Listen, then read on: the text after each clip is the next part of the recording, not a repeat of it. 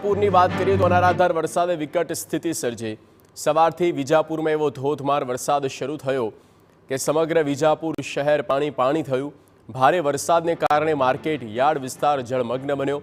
યાર્ડમાં મોટા પાયે પાણી ભરાતા શાકભાજી અને જળસીને વ્યાપક નુકસાન થયું। યાર્ડમાં છેલ્લા 3 વર્ષથી પાણી ભરાવાની સમસ્યા રહે છે, તેમ છતાં તેનો કોઈ ઉકેલ આવતો નથી। ભારે વરસાદને પગલે એપીએમસીની 200 ફૂટ લાંબી દિવાલ ધરાશાયી થઈ।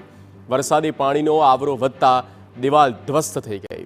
ચક્કર વિસ્તાર નજીક અક્ષા કોમ્પ્લેક્સમાં પણ પાણી ભરાતા ભોયરામાં આવેલી દુકાનોમાં પાણી ફરી વળ્યા, તો નીચાણવાળા અનેક વિસ્તારોમાં પણ જળબંબાકારની સ્થિતિ સર્જાઈ। પાણીનો ભરાવો થતાં શ્રીરામ અપાર્ટમેન્ટના રહીશોની હાલત કફોડી બની। વરસાદી પાણીમાં બસ ડૂબી ગઈ હોય તેવા દ્રશ્યો પણ સામે આવ્યા। મહેસાણાના વિજાપુરમાં જ ધોધમાર વરસાદ પછીની હાલાકી।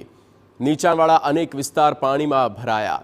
8 ઇંચ વરસાદથી અનેક વિસ્તારમાં જળબંબાકારની સ્થિતિ સર્જાઈ।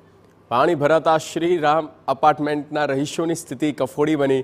હાલાકી ભોગવી રહેલા સ્થાનિકોમાં તંત્રની વિરુદ્ધ આક્રોશ છે। વારંવાર રજૂઆત કરવા છતાં જૂથ પંચાયત દ્વારા પાણીના નિકાલની વ્યવસ્થા નથી। નગરપાલિકામાં સમાવેશની સ્થાનિકો માંગ કરી રહ્યા છે। વિજાપુરમાં જ 8 ઇંચ વરસાદથી જળબંબાકારની સ્થિતિ। ચક્કર વિસ્તાર નજીક અક્ષા કોમ્પ્લેક્સમાં પાણી ભરાયા। ભોયરામાં આવેલી દુકાનમાં પાણી ભરાતા લોકોની હાલાકી વધી। પાણીનો નિકાલ કરવા પાલિકા દ્વારા પંપ મૂકવામાં આવ્યા। હાલાકી પડતા નીચાણવાળા વિસ્તારમાં પાણી કાઢવાની કામગીરી શરૂ કરી દેવામાં આવી છે।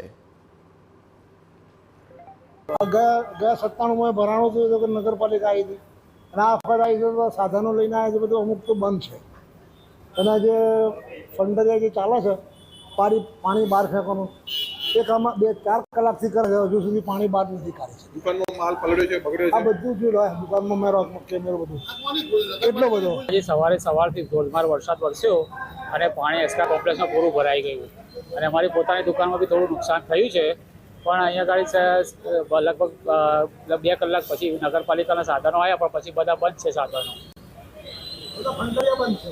અને અમુક હવે થોડું હજી સુધી કામ શરૂ થયું